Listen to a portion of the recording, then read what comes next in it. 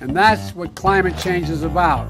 It is literally, not figuratively, a clear and present danger. We are in the beginning of a mass extinction. The ability of CO2 to do the heavy work of creating a climate catastrophe is almost nil at this point. The price of oil has been artificially elevated to the point of insanity. That's not how you power a modern industrial system. The ultimate goal of this renewable energy, plan is to reach the exact same point that we're at now.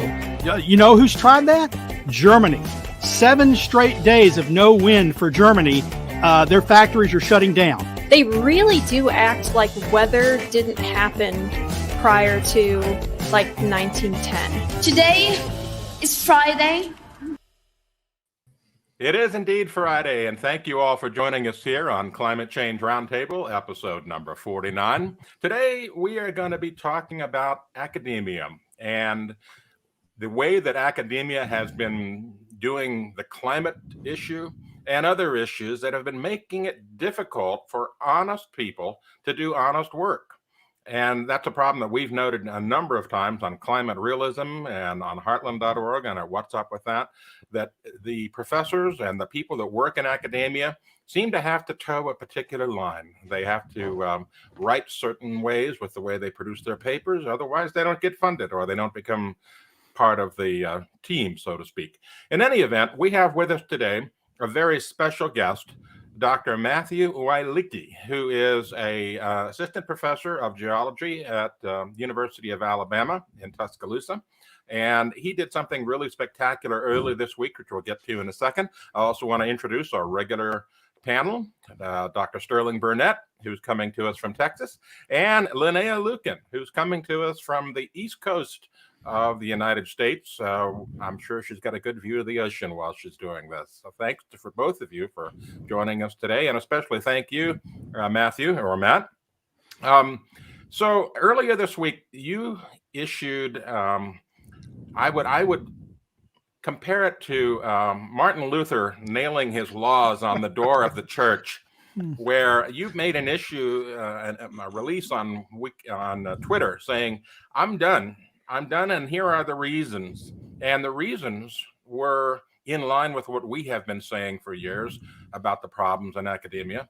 And you verified that. And I suspect that this created probably a whirlwind of interest and retribution at the same time. Can you tell us about what your experience has been so far this week on this? Yeah, thank you for having me, Anthony. It's been rather new to me. I've never gone viral. I don't know if this would be considered viral. I had wanted to just post something because there was some information getting out that I was being fired because of my stance on climate. And I just wanted to make sure people were clear. I didn't really expect it to go crazy. And as I said in my post, one of the major reasons that we're making this move is to be closer to family. But what makes it a lot easier and what makes me kind of walk away from what I thought I was going to do since I was 12 or so. My father was an academic. My mother was in staff at the college. I grew up on a college campus. You could have asked me since I was about 10 or 12, I was going to be an academic and nothing was going to stand in my way. And I made the sacrifice of moving our family away for all of our families in California. And we made the sacrifice of moving to Alabama because, there's not a ton of earth science faculty positions out there. And this was my lifelong dream. So it was worth making that sacrifice. But pretty quickly, I started to realize that the academia that my father knew and that I kind of grew up seeing wasn't really the same as, today. And it was this relative rise of liberalism, this idea that it's not a place to freely exchange ideas. It's a place to be careful what you say, make sure you don't say the wrong thing. And it just made the move away from academia that much easier. And so I just wanted to be clear about that. And I didn't realize the amount of attention that it would get. But the truth is, I'm kind of glad it did, because having just calm discussions about some of this stuff can shed some light on it. And I think that there's definitely some bad outcomes in the way that academia has been going about certain policies And as an analytical chemist, I'm a geochemist by training. I'm always kind of thinking in the scientific method. And if the results aren't what we expected, we kind of go back and we tweak things, and then we look at the outcomes again. And it doesn't seem like that you can do that, especially in discussions about things like DEI, which is something that I mentioned in terms of this illiberalism. Even trying to explore whether the outcomes are positive or negative, even if the intention is good, basically would label you as someone that clearly needs even more of this stuff, like your evidence that we're not doing enough, especially being a white male and making some fuss. So I wasn't expecting all of this to happen, but I'm pleasantly surprised that we're having discussions like this, and I hope it does bring some light to this stuff. Well, that's great. We appreciate your courage in speaking out about this problem. In past week, what would you say has been your worst and best experience with this? Well, I've gotten a remarkable amount of emails from other faculty, including at the University of Alabama, that say we feel exactly the same way, but we don't really know how to go about speaking up. So we're actually going to be meeting for a beer later this evening to discuss some ways to maybe approach administration, and they could be kind of silent, but I could just go and start talking to some folks since I'm leaving anyway. They can't really hurt me anymore. I've gotten a lot of responses from other academics throughout the field, even in Europe. And I've actually gotten a lot of emails from the corporate world that say that in the corporate world, you guys think you have it bad. You should see what the corporate world is like, which I've never really been in the corporate world. So I was pretty shocked to hear that. But the worst has been, you just kind of get put into a box, right? So if you speak about any of this, if you go on Twitter, I'm labeled a racist pretty much automatically, or I don't think there's enough white people in academia, or whatever it is. And, nobody actually that says that stuff took time to listen to what I said or read anything that I wrote. And so I understand that response, but that's probably the worst stuff. Mm-hmm. Yeah, there is a tendency to label people that step outside of the tribe and say all sorts of bad things about them. It's really quite amazing what you've gone through, but I hope that more people can speak up on this, because it's an important topic. I mean, if you don't have academic freedom, what have you got, really? Absolutely. I mean, that's the foundation of academia, right? I mean, this whole idea, right? Plato's idea, and they were talking about like a big room and people were yelling at each other and everybody was exchanging ideas and the information was flowing. And if we distill someone down to their worst idea, then everybody's bad, right? Everybody should be allowed to have a bad idea and then just be like, oh yeah, you're right. That idea wasn't very good. But we don't even want to voice ideas. It's not just that you have that someone might have bad ideas. They can just be controversial ideas. They can just be ideas that go get the mainstream, but still be right. Going back to John Stuart Mill and On Liberty, he says, look, everyone should be free to speak and debate and challenge, because no one has the market on truth. And basically, he said, people who have uncomfortable ideas, if they are debated and challenged and they're found correct, well, they were a beneficiary to mankind by pointing to truth. And if they're incorrect, they still benefited mankind because we sharpened our arguments and found error. I guess I have a couple of questions. You say that you like calm. You wanted to say something about calm debate. I'm wondering how calm some of the discussion actually has been. If they're calling you racist, that doesn't sound very calm to me. And second, I'd say, climate is one of the issues that you dinged them on, and how the scientific method is not followed. But there were other issues in academia, and I'm wondering if you'd like to expand on those. You said DEI. Some people may not even know what DEI is, so maybe you can discuss that. Yeah, thanks, Sterling. So DEI stands for diversity, equity, and inclusion, and this has been this drive to bring in underrepresented groups into the university system through a whole bunch of different ways, grants and recruitments and things like that. And their goals, as stated for the University of Alabama, is to increase the number of students that are in these underrepresented groups, increase the number of faculty, and to make a more inclusive environment. And what we're seeing is that we're starting to frame so many of our decisions in academia through a lens of diversity, equity, inclusion. We're really trying to, well, before we're making a decision, we're talking about the race of somebody or their gender or something like that before we even start to discuss their merit.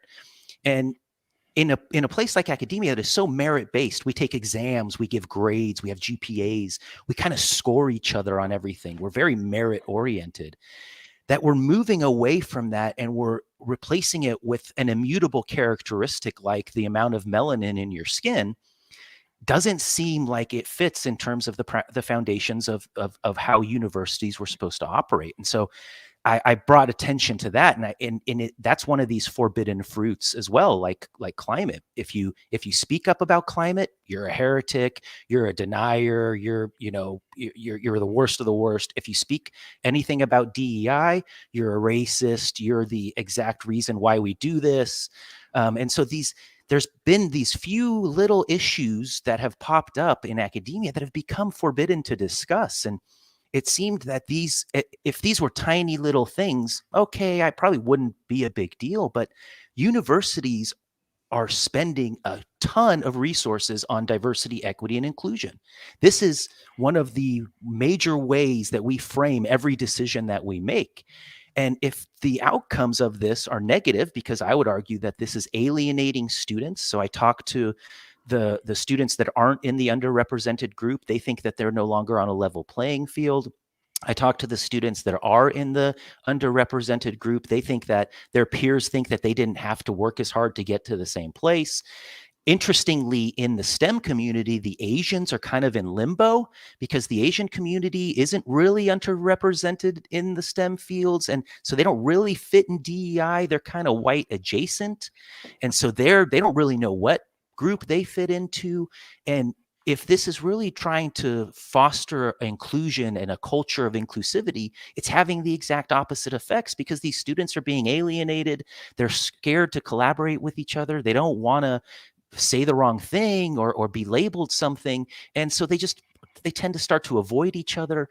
And I think collaboration is one of the best ways that we get to scientific discovery is we work together, we exchange ideas, different backgrounds come together, and we're seeing that this is having the opposite effect. It clearly has that effect in the faculty. Go ahead. No, I'm sorry. Finish up. So I've talked to many faculty members that say that they're hesitant to collaborate with lots of different people because they're worried that, if they say something wrong, that they could be, that could be the end of their career, essentially. My suspicion is that it's not that they are, and you can correct me if I'm wrong, it's not that they are they become afraid of collaborating and working together. It's that what they do is they go to their own little camps, right? They join their tribes, and the only interaction they have is with people of their tribes. And so they're only hearing the ideas. It's an echo chamber. They're only hearing the ideas they agree with. And then suddenly the idea that offense is harm is tantamount to harm, and no one should be offended anytime, ever, in any place, stifles speech. And at least I know from, in my presentations to high schoolers and my writings about things I've seen in high schools is that they're increasingly being taught what to think, not how to reason through and think about things, which I suppose is even worse in college now. Yeah, no, I agree with you, especially in terms of this tribal. It leads to this isolationism in these groups, and then the groups don't interact, and it's just. I understand there could be good intent, but we should be evaluating the outcomes. If things have negative outcomes, no matter how good the intent, we should be talking about this and we should be investigating it. I agree with you, Sterling. Linnea, you worked in private industry.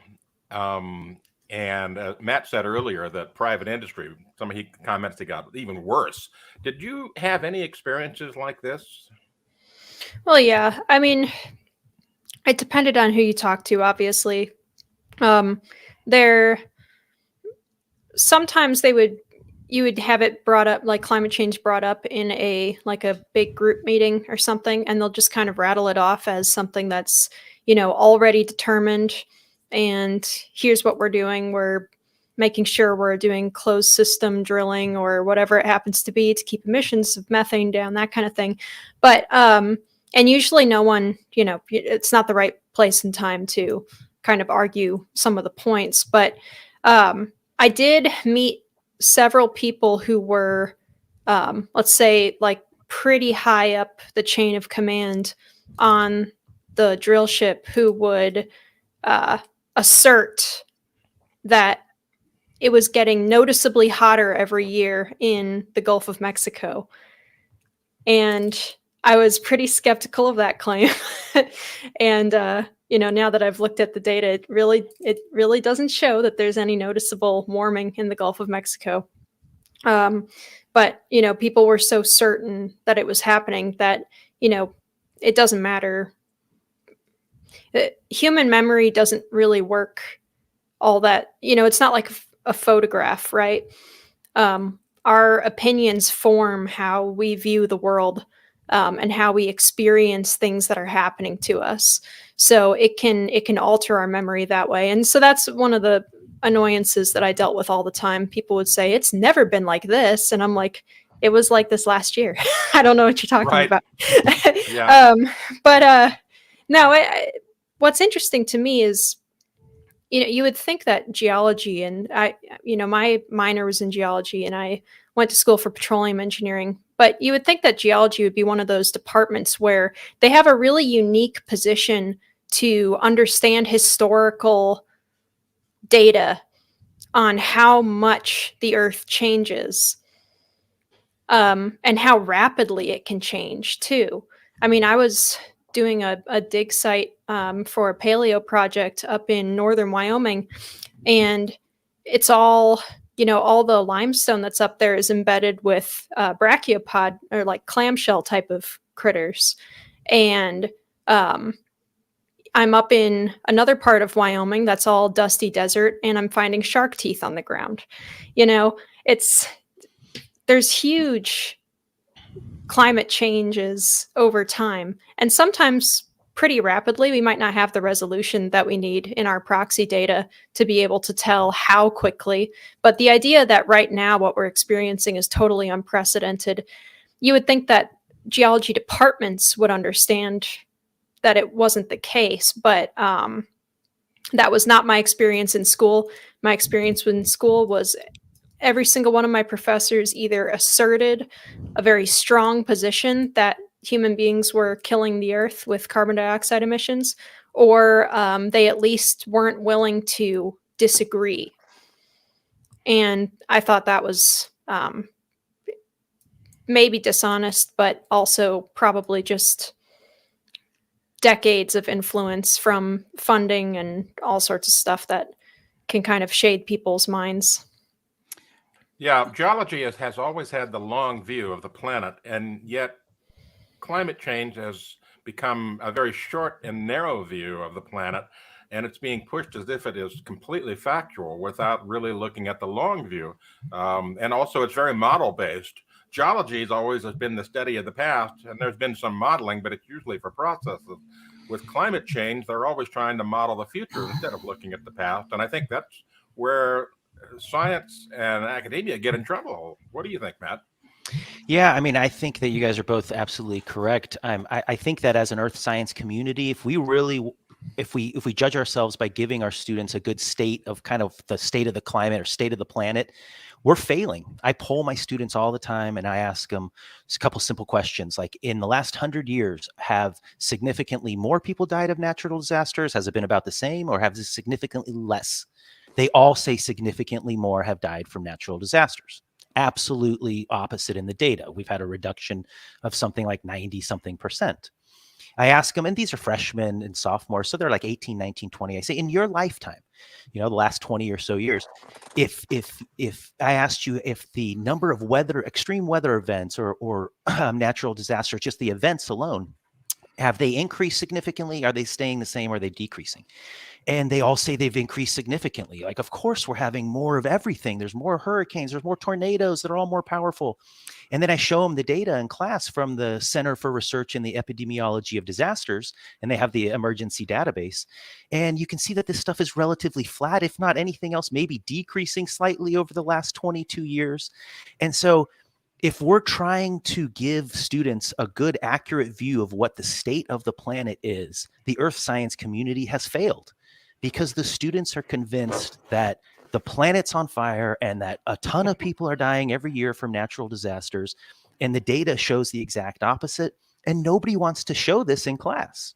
You know, I as academics, usually you trade PowerPoints and things. So when I started at the University of Alabama, my colleagues were nice enough to give me some of their PowerPoints, say, hey, you know, this will help you get started and you can tweak them, you know, but it's all from the same textbook. And I realized that, you know, none of that information was being shared. We were sharing lots of the cataclysmic model projections. We were sharing all that stuff, but we weren't talking really about what's been happening in the last century, 20 years in terms of the positive aspects of human ingenuity and how we can deal with problems. And, you know, if you look at the human condition on the planet today, it's very positive, right? And the students had such a pessimistic view of their future. They were robbed of their ambition. They had no hope. They didn't want to raise a family because they didn't think bringing children into the planet was worth, you know, they would feel guilty, and their child probably wouldn't ever reach reproductive age because something's going to happen in 10 or 12 years. I mean, there's a clock on the side of a building somewhere counting down, and it just blew my mind. And so I had become a father. I have 5 and 7-year-olds, and I started thinking about, man, the mental health toll on the young people constantly being told that the planet's going to end. How is that a good motivator for them to be good stewards of the planet? Why are they going to sacrifice now to make good choices so that they can have a bright future? They're not going to care, right? And so it blew my mind, especially as the earth science community, who should be the ones that kind of regulate this stuff, that we weren't speaking up. And whether this was self-preservation, because if you speak out, you get labeled something, whether this is because funding institutions and funding agencies have kind of taken a hard stance on some of this stuff. You know, I kind of understand the reasons, but when I really started to see the toll on these young people, that reason of my self-preservation in a career that maybe I didn't really think was at what I thought it was originally kind of faded away. And then I started kind of speaking up, and the students' reception was really positive. I think if we start giving students some real data, and I always tell them, I'm not here to convince you. I'm going to give you the side that you're going to see from the IPCC and everybody else. I'm also going to give you data that you might not see so often. I'm going to let you make up your mind, and I'm going to tell you why I, in my own opinion, don't think there's compelling evidence that we are in a climate crisis or a climate emergency. But I'm going to let you make up your own mind. And they were very receptive to that. And if we just started to teach that way, I think we could ease some of the anxiety that we see in these young people in terms of when it comes to climate. Let me ask, so from your peers, the people that you are in your department, I would, you know, most closely, but maybe the broader scientific departments, did you find that privately in their heart of hearts, you know, they would just say, you know, we agree with you, but we're not going to say something like that? Or did you find that largely they don't believe in debate and research? They drunk the Kool-Aid on climate. And I also asked this of your students when you presented them with this data. You know, you ask them these questions, these great questions. What's happened with natural disasters? What's happened with deaths? You know, you say they all believed it was worse, and then you present them with the data. Did that create cognitive dissonance? Did they shout you down? Or do you think they learned things, or did they walk out of your class thinking, wow, that's amazing, and then go to the next class and he tells you just the different, and they go, oh, well, that confirmed what we thought. So I would say probably across the whole spectrum. I saw some jaws drop. I saw some heads shaking, like, no, this is the, you know, no, I know what's happening. Like I've been told enough times, this isn't real. I would say the majority probably said, that's really interesting. Nobody's ever showed me that data. I'm going to go do a little more digging, but thank you for kind of easing my mind a little bit. And I'm more interested in this subject now. And I'm going to go do a little bit more research. I'm not just going to take the headline off the news and run with it. And so I also give them resources to go to. So I'm like, check out these websites and things. And they seemed very receptive to it. I wasn't trying to shove anything down their throat. I just said, look, I'm going to provide you with information from all sides, and I want you to make a good decision. I'm going to tell you why I came to my decision. And then, hopefully you have enough information that you're comfortable with the decision you make. But ultimately, I think the reception was pretty good. From my colleagues, I would say the only ones that ever come talk to me about it are the ones that say, I agree with you, but I'm too nervous to speak out. I think it's been blown out way over proportion. And I suspect that most of them feel that way. I would go to these big conferences like, the American Geophysical Union. This is our big geology conference. And I would see some of these very outspoken climate, either, sometimes they're grad students, sometimes they were young faculty members, very outspoken on social media, talking about the catastrophism that's coming. And I would look over and they would have a stroller, and they were pushing a stroller. And I was like, wait a minute. If you think that the planet's going to end in 8 or 10 years, and that's what you're putting out on social media, and you just brought a child into this world, like something seems a little fishy. So I really think that the community is, we talk about the consensus in the community. I would argue that there is a consensus in the community that humans can affect the environment. What there isn't a consensus of is current warming, is 1/100th of the degree that we see, or 1/10th, or is it 90%, right? There's a whole spectrum in the middle there of folks that would be in the consensus as it's kind of generally talked about, but have very varying views about how much of this is anthropogenic and how much of this catastrophizing of the future is really going to happen. And so I would say the spectrum's all over the place. I find it very interesting that in climate, you have to be binary, where you have to accept either that it's terrible and everything, or you're on one side, and there's no middle ground, which I find fascinating in this time of fluidity, right, and non-binary choices, that for some reason climate has to be a binary choice. It's a whole, either you're with us or you're against us kind of a mentality, totally polar. Have you ever had a student come up to you and protest their grade, and you're tempted to say to them, well, why does it matter? The world's going to end in 10 years anyway. No, I didn't. But now that you say that, I wish I would have. The students have been very receptive. I was nervous when I started to kind of show this stuff and how they were going to take it. I was very pleasantly surprised by how receptive they were. And even if they were like, I don't really believe you, I think you're kind of, a climate denier, I'm still going to go check it out a little bit. I was like, great. Okay. That's fair. That's fine. But so I was really pleasantly surprised. I think if we can start to change the narrative a little bit, then, I think they'll be receptive. Now, they're going to walk out of my classroom and go and click on the news or go into their social media, and it's going to say, Al Gore is going to be up there telling the world that the oceans are boiling. So it's going to be hard to make an impact in them when they're constantly bombarded by this stuff. But they were very receptive to having their minds eased a little bit about what the future for them might hold. Yeah, you mentioned the media, and that is one of the biggest problems that we've talked about on a regular basis. The problem with the media is there's not a lot of trained writers that know science in the media. And so their interpretation of facts is often skewed or outright wrong, or they're not capable of properly researching to find out what the real fact is. They just run a narrative instead of the facts. We do this all the time on climaterealism.com, where we point out major journalistic enterprises such as the Washington Post, Los Angeles Times, the New York Times, places like that, just simply get it wrong on a daily basis because the writers don't have the skills to research these things. So and then there's the issue of overexposure. 30, 40 years ago, when I first started doing television, I had a teletype machine and a fax machine, and some magnetic symbols to put up on the board. And so now there's an explosion of technology, and people have cell phones and they can send in videos of weather events. And so there's a kind of a saturation bombing of live on-the-spot videos of weather and severe weather events that we didn't have 30 or 40 years ago. So there's an impression based on increased reporting that, storms are getting worse and more frequent.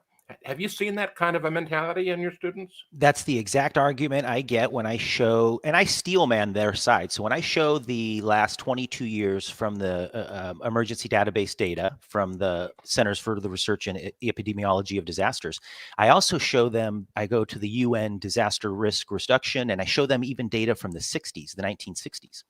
And if you do look at that data from the 1960s, you see this growth of these reported events up until the late 90s, and then this kind of plateauing, if not even a slight decrease after about the late 90s. And if you go into the nitty-gritty details on these websites and read the fine print, they're very clear that anything pre somewhere in the 90s, anything before that is severely underreported, because in 1960 something, if there was a flood in the Congo, it didn't get recorded somewhere in Brussels, where I think this office or this database is actually is kept. And so I always steel man that argument. I say, look, okay, it's fair that you see this correlation in these decades, and I agree, but we have to understand the difference between correlation and causation, and what could be causing this increase rather than an actually real increase in events. And like you said, it's this reporting. But after the 90s, and especially into the 2000s and the 10s, it's definitely become a much more interconnected world. If there's something that's happening somewhere, we're pretty much getting that information. So I argue that now that we are reporting everything, we should be seeing that increase if it actually is directly related to CO2, because in the last 22 years, CO2 has increased faster than it's ever increased before. And clearly what we're seeing is, although there may have been some correlation in the past, you cannot assign this a causal relationship to CO2 with these extreme weather events. And they're very receptive to that. They're like, man, I always used to see that old data, and they would always show that increase. And that was what they focused on. And I never thought that, of course, in the 60s, we didn't have internet. People didn't have cell phones. How were we getting reports from all over the place? Of course, these things would be underreported. Plus, a valley somewhere, in Pakistan, they used to have just a few small villages and now has a few millions of people. Maybe when that flooded before, we wouldn't have considered that a disaster. Now we do. It doesn't mean that thing didn't happen in the past. It just means that there's a lot more people in the way now. So one of the things that we judge a disaster by is how many people are affected. And their eyes really get open to that. And they say, man, that's something that I didn't really consider before. And so I try to steel man the other side's argument all the time. I'm always trying to give them, like, this is what you're going to hear when you say this, but this is what I would argue, why I argue that isn't an accurate, a good way of looking at the data. Well, Anthony brings up the point that journalists really aren't often trained well in the sciences. I would bring up another point on the journalist, is that we have a whole field of journalism called environmental journalism now that we didn't have 50 years ago. And many of the practitioners got into environmental journalism because they were environmentalists first and journalists second. And so they already had predispositions to think the environment was getting worse, and we had to do everything we could to protect it. And that not just seeps into their stories, it dominates their stories. And then you have entire journalistic organizations like the AP taking money to cover climate and environment stories from foundations who support very, very alarming views on climate change. Now, that's not just ignorance of the topic. That is a positive spin that they're going to put on it because of what they their preconceived beliefs and the funding. Now, having said that, I want to ask you one thing, because you said something that sort of disturbed me.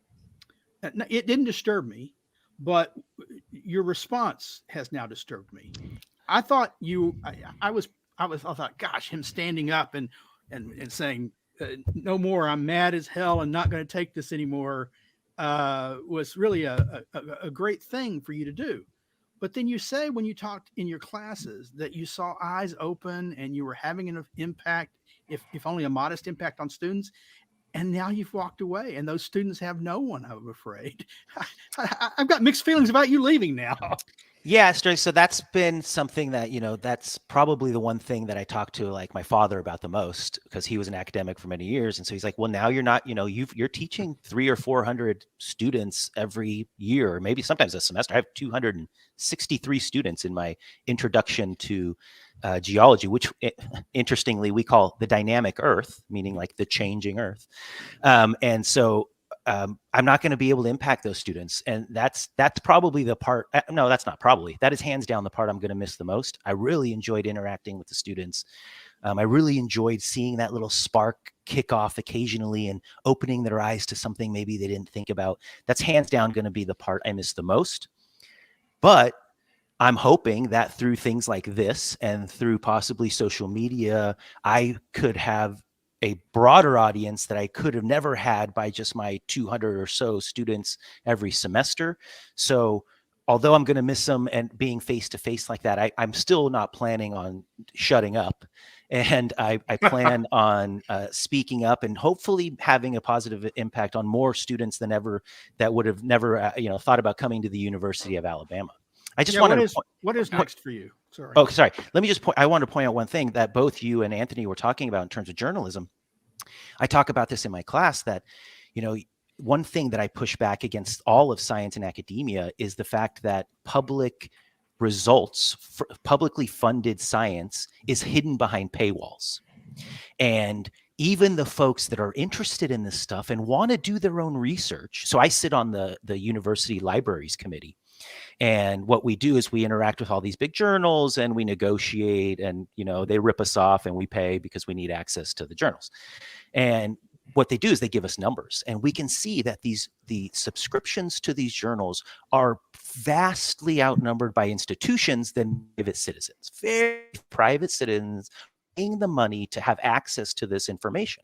And so it makes it very difficult for those citizens that want to be engaged and want to, learn about this stuff to go and investigate it. And they're stuck by having just the journalist headlines or the journalist, articles that, like you both were discussing, are going to have preconceived biases. Sometimes are just factually wrong. Sometimes they don't understand these complex processes. And so there's a real problem there with how we disseminate scientific information. I think if the public pays for a publicly funded research project, they should have access to the data without actually having to go through a paywall. So, I think there's some institutional problems there too, that people have to rely on the media because they don't have access to the data themselves. One of the things that we're doing here at the Heartland Institute is we're trying to reach students and faculty. And there's a book that we've published this past year that we're about to send about 8,000 mailings out around the United States and Europe and so forth. We're putting out this book called Climate at a Glance for Teachers and Students, 30 Prominent Climate Topics. And in this, we have researched the real data, the data that's hidden behind those paywalls that you speak of, and the data that isn't talked about in the media, so that we can point out that, severe weather is not getting worse. There hasn't been an increase in tornadoes or thunderstorms or tropical storms, that drought is not increasing, and so forth and so on. We tackle all these specific talking point topics. So we're mailing out 8,000 copies of this. How do you think it's going to be received in academia? I hope well. I was pleasantly surprised that quite a few, although not very many in my own department, quite a few faculty members in other departments asked me for the slides that I use when I teach climate. And I was more than willing to share. I actually had quite a few high school teachers hit me up as well on social media, said, hey, could you share some slides with me? My students, my students are very anxious, and all of the teacher resources that I get when I go to NOAA or NASA or climate.gov just kind of feed into this very catastrophic viewpoint. And I was happy to share those. So I'm hoping that it's going to be received well. I can assure you that there's going to be some that are going to throw it right in the trash. Yeah, we did one a few years ago where some people at San Jose State University in California actually held up the book and put matches under it as if they're burning it, and then put the picture up on social media. I mean, good heavens, these are folks at a university that's supposed to have open minds, and let's immediately call for book burning. Let's hope that doesn't happen. But it goes back to the whole tribalism thing where, you're either with us or you're against us. And getting these facts out has been exceptionally difficult. And we reference, NOAA and NASA and peer-reviewed publications in these things, and yet we're still called climate deniers for bringing these things up. How do you get past this? Do you have any ideas on how we can break down this tribalism that's going on? That's what I'm racking my brain about, and talking to folks like you guys that have been probably thinking about this a lot longer than I have. There needs to be a take back of the narrative. And if the science community doesn't do it, it's going to be very difficult, because, when it comes to the media and the news, it's just, we've known since forever, right? I've always been told if it bleeds, it leads. Right. They're always going to kind of go with the catastrophic story. Nobody wants to put out there that, hey, guys, climate's actually pretty nice out. If they can come out and say, there's a huge storm coming, and right. And so we have this human tendency to kind of over exaggerate the bad stuff and kind of under exaggerate the good stuff. I play golf, and if I hit a good shot, I forget about it in the next shot. But if I shank one, it's with me for like the next 5 holes. Right. And so I think it's just human nature to kind of over exaggerate this stuff. But we really need to take back the narrative somehow. I mean, if the people that are controlling the narrative are out there saying that the oceans are boiling and everybody's buying into that, I'm desperate to figure it out, Anthony. And I hope things like what you're doing are going to be helping. But I'm desperate to figure it out, because I'm really scared that my kids are going to be growing up and in a couple years starting to learn about this stuff and thinking that their future is basically just fire. Yeah, maybe the thing to do is to have a golf tournament where we have teams. We have different people on different teams, and let's shank it out, so to speak. What's next for you professionally? That's a great question. So this move kind of came about without that plan. We knew we wanted to be closer to family, and my wife did her PhD in Boulder. So she had been there for quite a while. We had some property there already. And so we don't know. I've had this exposure has led to many interesting job offers, from some mining companies to some folks that need geology consultants. I would love to continue to teach at maybe like a community college if they'd have me. I think I might have tainted myself, but I hope to. My father was a business professor. We've always, since I've been a kid, talked about like one day we should open a business. Like I've been an academic and now you're an academic, and we've never done a business together. So we've bounced around some ideas of possibly opening a business. But I definitely want to stay vocal in science. I love discussing science. I really enjoy having conversations about this stuff. I don't really take an answer very easily. I don't really know, to tell you the truth. Well, one of the things that you might want to consider to help broaden, you talked earlier about the lack of collaboration because people were afraid to, get into the wrong crowd or whatever. One of the things that you can do, if you wish, is to join us at our upcoming climate conference, ICC 15, The True Crisis, Climate Change or Climate Policy. This is going to be held February 23rd through the 25th at the Hilton Orlando in Orlando, Florida. And we're going to have specialists and experts there giving presentations. And this might be a place for you to expand your horizons if you want to come. I will go ahead and speak for the Heartland Institute on this and say that we will provide you free admission if you would like to come to this conference. Tom Nelson actually was talking about he's going to be there. I was on his podcast. I don't know if you're familiar with Tom Nelson. He was mentioning this. It's there's so much going on now with our move coming up, but I would definitely consider it. I think I would love to go.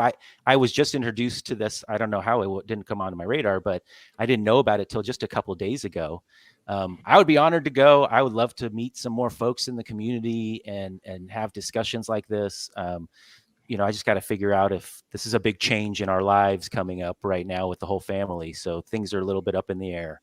Another reason for the outreach, another way that it could be an outreach for you, or a possible influence, is that we will have some fairly prominent state and national politicians there who actually have impact on policy and thought and at the state and federal level, and it would be a way to interact with them.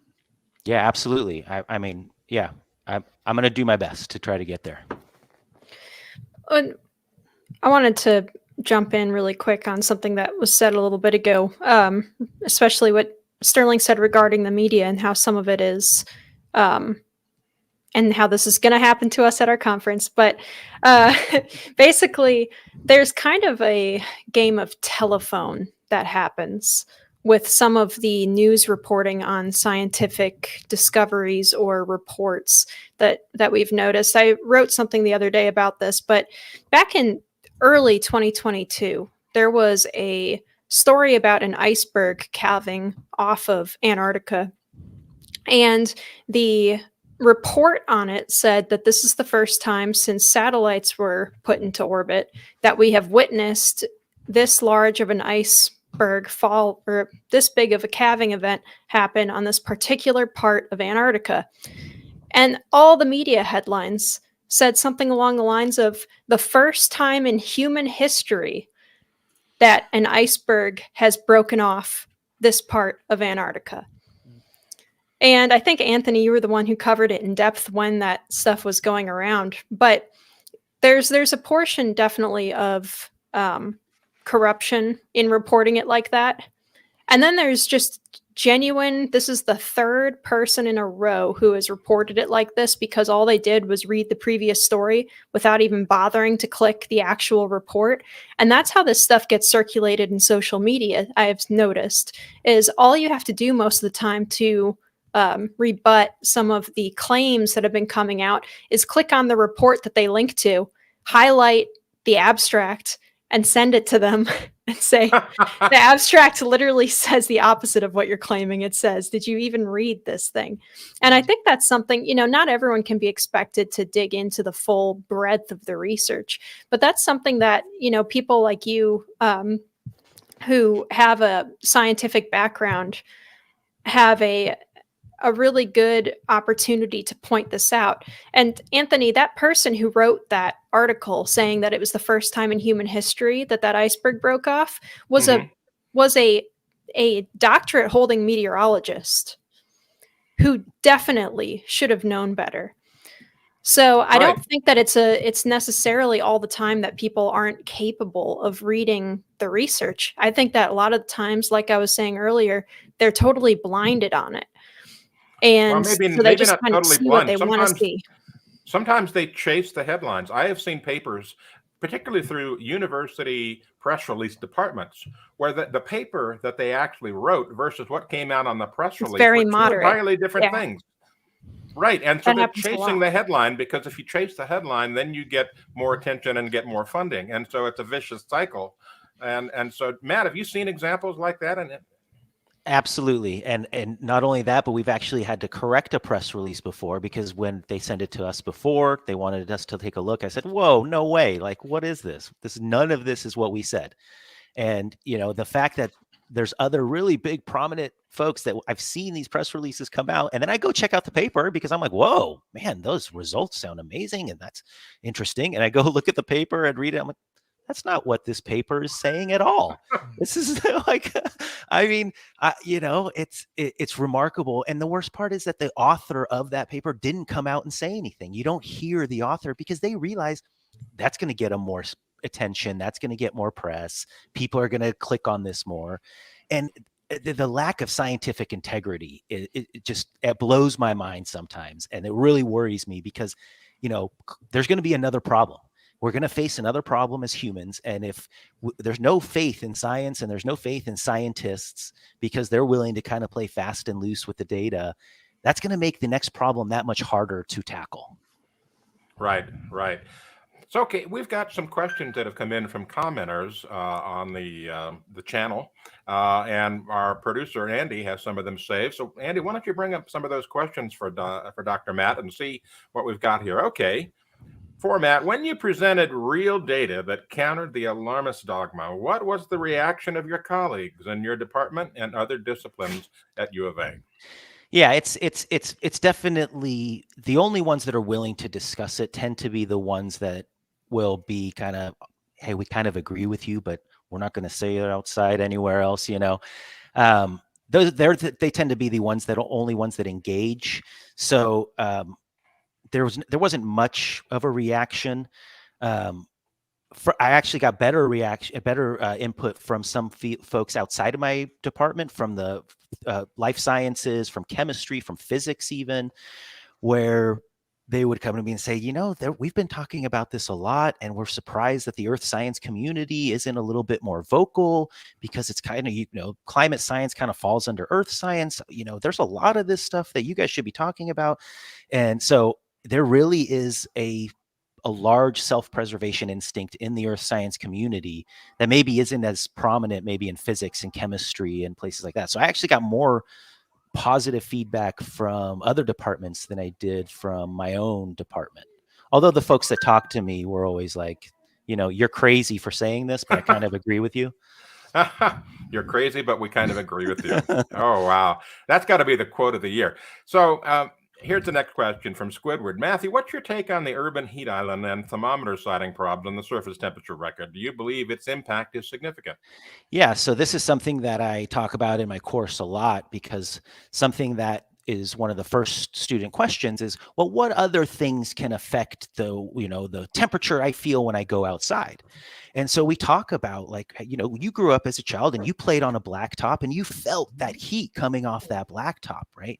And so I show them graphics about the urban heat island effect, and we discuss data of rural sites and urban sites, and how those urban sites change over time differently than rural sites.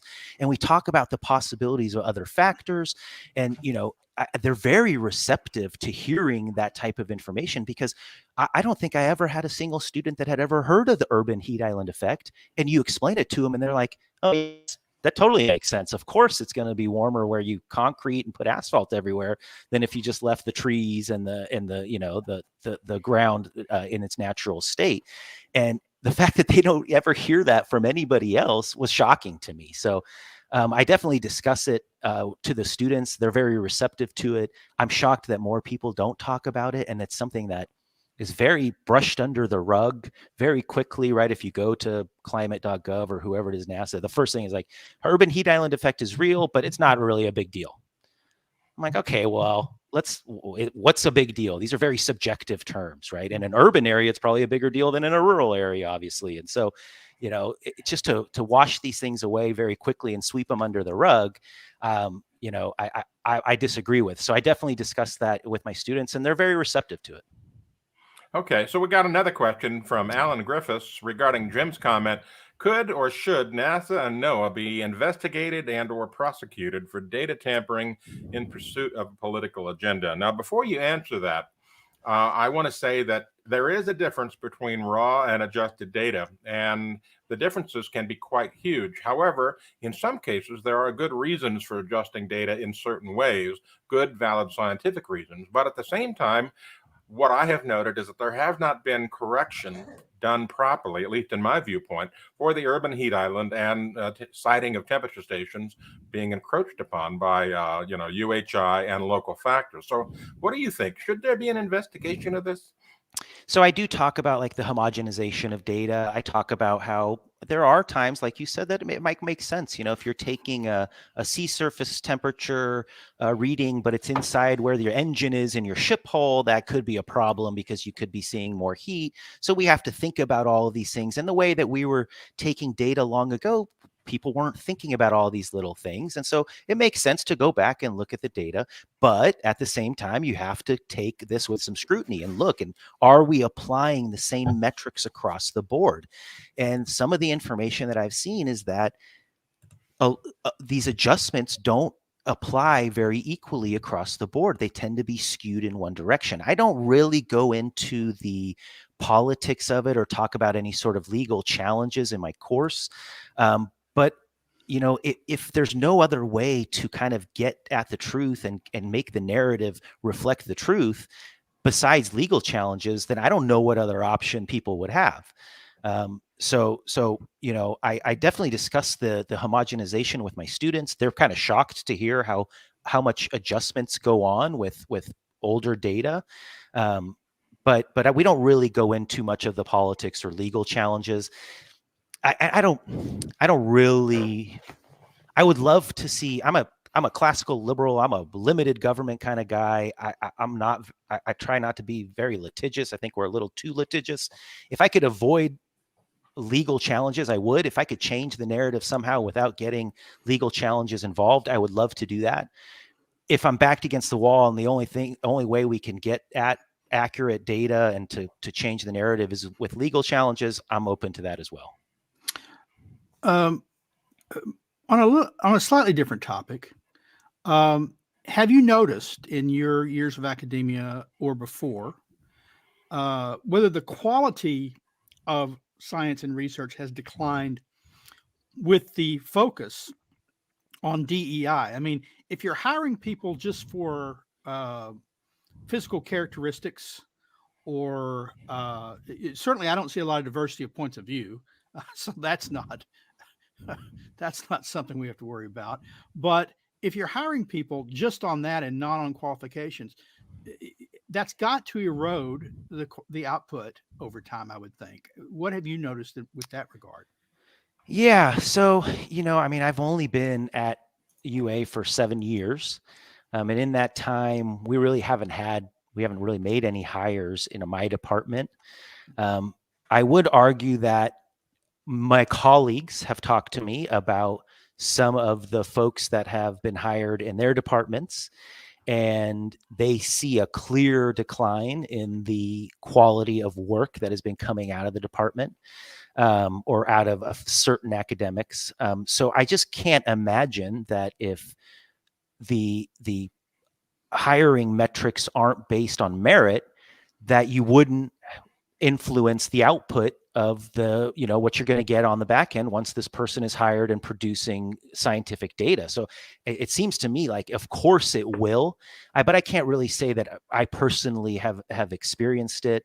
Part of what I think also happens is that especially in the fields I work at in isotope geochemistry and things, advances in technology kind of keep pushing the science forward. So it's not really it's kind of driven by these new technologies that are coming on, mass spectrometers, and our ability to probe smaller and smaller things. I'm a microanalytical chemist, so I'm working on these really tiny minerals and things like that. And so technology's been the main driver in terms of the science, but I have heard from other colleagues that they definitely see this happening. And I think that it seems to be a guarantee, if you're not hiring on merit, that you're going to get lower quality science after, at the back end. Right. Yeah. And that's a problem, not just at the U of A, but everywhere. It seems that, science itself is merit-based. It only matters what the data and the conclusions from that data tell you. Everything else, opinions and otherwise, are superfluous. And so what's happened is science is now being co-opted by opinions and feelings and agendas and so forth. And it's a bad thing, because science should stand on its own merits and on the merits of the data and the experiments and so forth. And it hurts the students. So one thing that I argue is that the outcome, so NSF provides us data of how many underrepresented groups are in the STEM fields and things like that. And we've seen a slight increase with this focus on diversity, equity, and inclusion. We've seen an increase in the STEM fields. What we're seeing also, though, is that these students that are graduating are not actually going and working within the STEM industries. What's happening is that the business leaders and the private sector look at these folks and say, you probably aren't as the same caliber as this other person, and so they're not actually landing these jobs because they're thought of as having a lower merit, even though they graduated from the same university, because they were one of these folks that worked through these programs. And they might not even been, right? They might have been one of the best students around, and they didn't need any of this stuff. They would have aced all their classes. They would have gotten into the best programs. But there's this kind of natural impression that is happening, at least from what I think the data is showing us, that the private sector, the STEM industries are looking at these folks and not holding them up to the same caliber. And thus we're graduating these people and they're not going off and actually being successful in their careers. And that's very unfortunate. It is unfortunate all around. And Matt, we want to thank you for being with us today and being so brave to put your opinion out there and act on it. And, a lot of people talk, but not so many people actually act on what they say. So you're walking the talk, and we appreciate it. Before we go, we want to promote our upcoming climate conference one more time. This is going on in Orlando at ICC 15, The True Crisis, Climate Change or Climate Policy. You can join us at climateconference.heartland.org, or you can go to whatsupwiththat.com, and there's a place on the sidebar where you can register. We would love to have you all there, and we would love to be able to have you see the presentations and discuss and collaborate with us. It's really worthwhile going to this conference, not just simply because of the science being presented there, but also because you're going to meet with politicians, you're going to get to meet with peers, you're going to be able to learn new things. So please join us at ICC 15, February 23rd through the 25th. Matt, we hope to see you there. We'll talk to you afterwards, after the show, about that. So with that, we're going to wrap up our 49th version of Climate Change Roundtable. For Matt Wielicki, Linnea Lucan, Sterling Burnett, I'm Anthony Watts, Senior Fellow for Environment and Climate at the Heartland Institute, thanking you and wishing you a good day.